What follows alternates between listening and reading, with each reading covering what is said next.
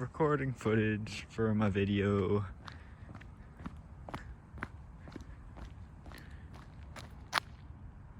Wait.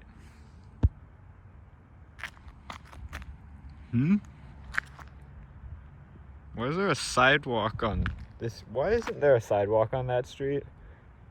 I really feel like there should be a sidewalk on that street. Good question, me.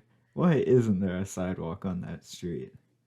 This is a question very commonly asked by someone who has probably never set foot in an American suburb. This is Seattle. This is Interstate number 5. This is me walking across Interstate number 5.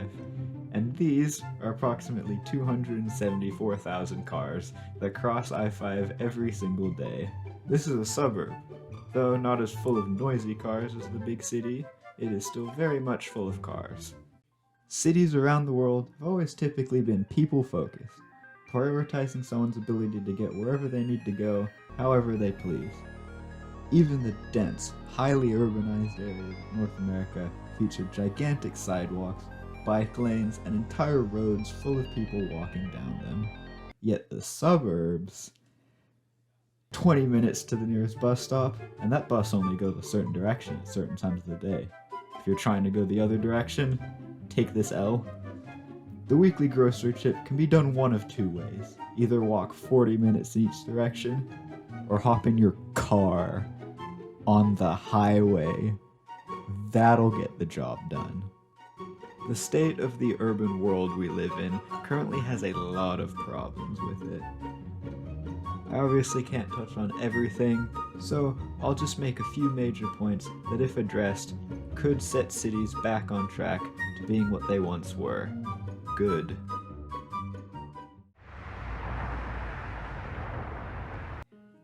So this one time I was trying to cross the street, and this crosswalk took like a solid 2 minutes to let me through. Anyone who's ever tried crossing a street probably knows exactly what I'm talking about. This is normal, apparently, but why is that?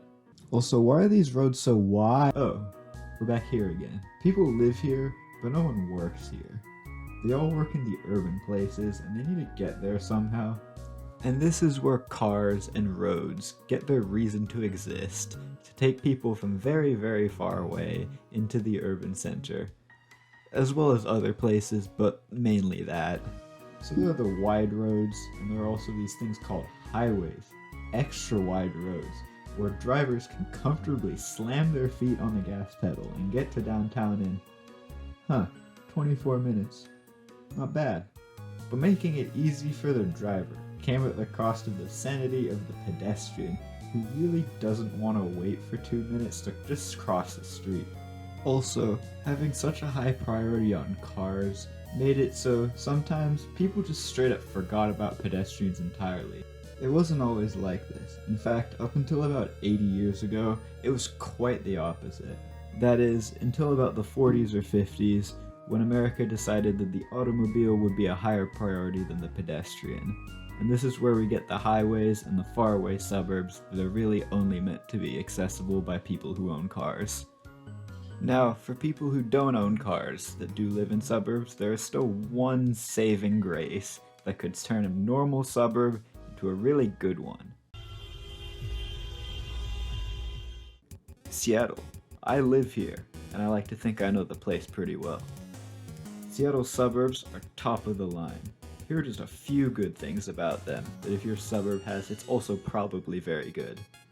I can get to nearby places with ease, but for longer distances, there is that one saving grace that turns a suburb from mediocre into very good, and that's a bus.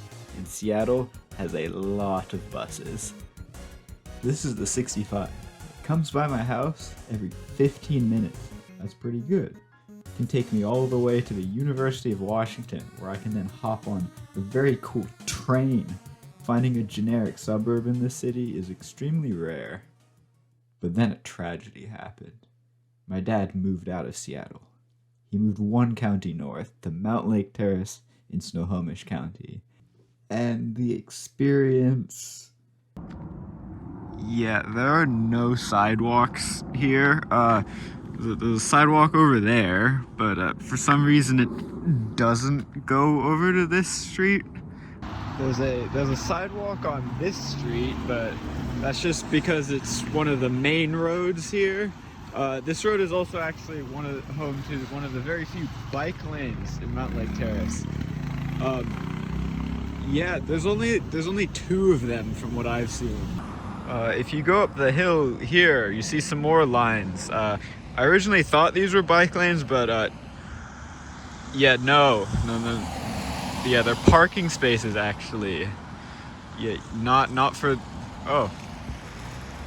There's a guy trying to bike on the parking spaces.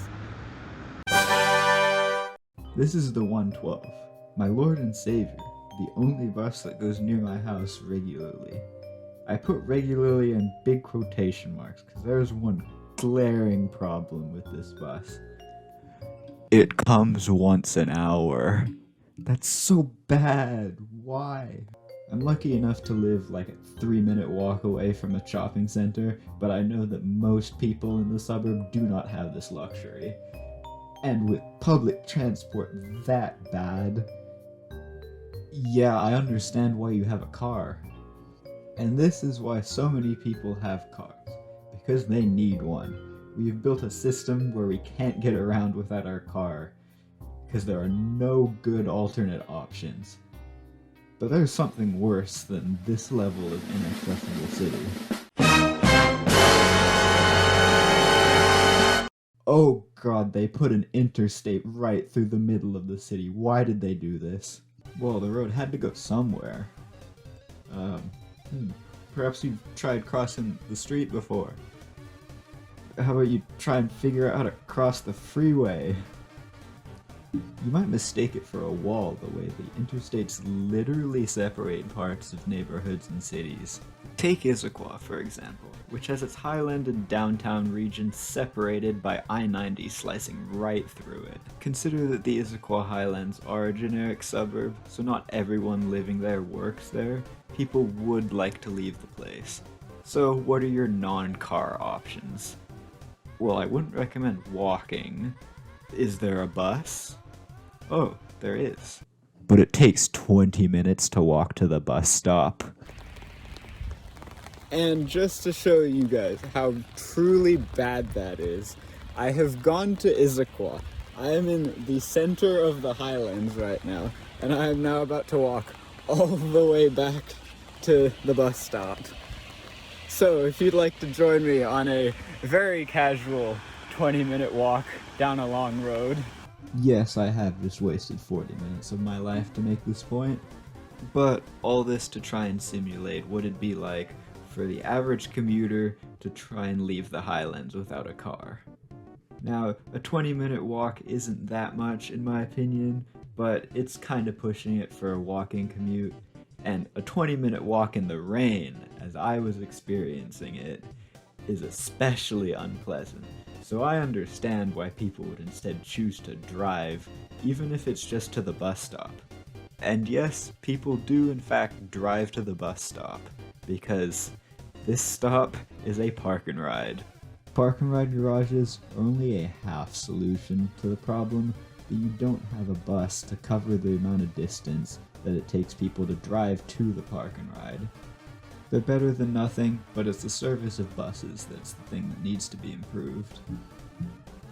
I'd also like to talk about the other half solution to not having good bus coverage to leave the suburb, that being commuter buses. They go into the city in rush hour in the morning, out of the city in the afternoon. Oh, what if I want to go somewhere in midday? So yeah, without a car, trying to leave the suburb is extremely hard. Have fun trying to walk around the freeway. Okay, back to the highways themselves. It's one thing to know how they're actively posing as a wall between parts of cities, but it's a totally different issue when you know that the construction of these massive roads has led to the destruction of a ton of infrastructure. This includes homes. Displacement has always been an issue with construction projects, but the sheer amount that was happening with the building of the interstates is at a level we've never seen elsewhere. It also doesn't help to know that those affected by displacement were overwhelmingly minority groups. That and the placement of some highway segments were very conveniently placed to perfectly trace existing redlining and racial zoning plans.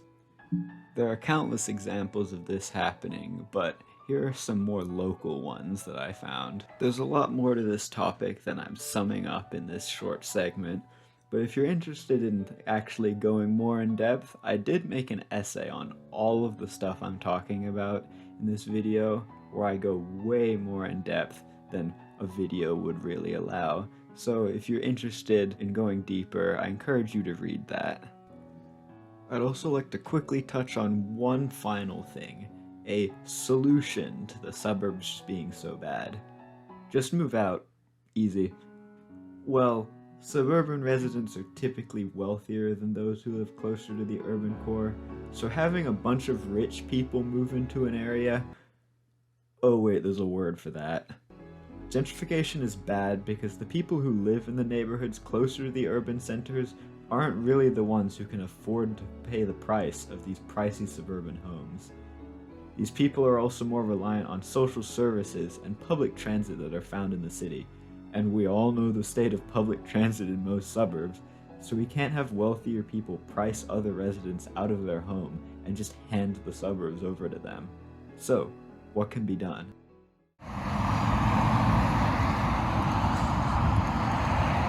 Well, to start, how about we make sure there's sidewalks on those streets, huh? Okay, I'll get there in a second. Let's start with the highways first. Some people advocate for full highway removal, however, I think highways still have some use in moving cars over long distances really fast. So instead of totally tearing down the freeway, I support this good idea called Lid I-5. It's very simple. I-5 can stay, but we just put a lid over it. Yeah, I'm not joking. You can also put some of the highway underground and bam, you have so much more land freed up to finally connect areas that were previously separated.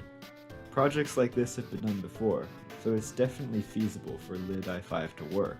Now back to the suburbs. Yes, sidewalks and bike lanes would be very nice, please add them. But also, good bus coverage can save suburbs, and luckily a lot of cities are moving to make this happen, which is a very good step in the right direction. I'm also going to throw in mixed-use development as a suggestion to really make suburbs less of an inaccessible area and more of an actually appealing place to live. Mixed-use housing and good transit connections to the city are also ways to directly combat gentrification, as if people can easily go between those two places, no one really needs to permanently move, and housing prices can stay more stable.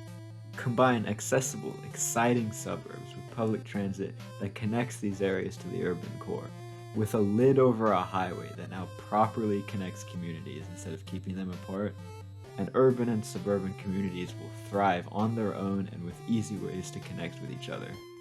Then maybe, just maybe, you'll finally be able to count on there being a sidewalk on that one street. You'll be able to walk over an interstate instead of around it, and there might just be fewer cars on the road, so hopefully it'll take less than 2 minutes for that crosswalk to let you through.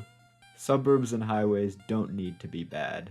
Let's make our cities people-focused again. Thanks for watching.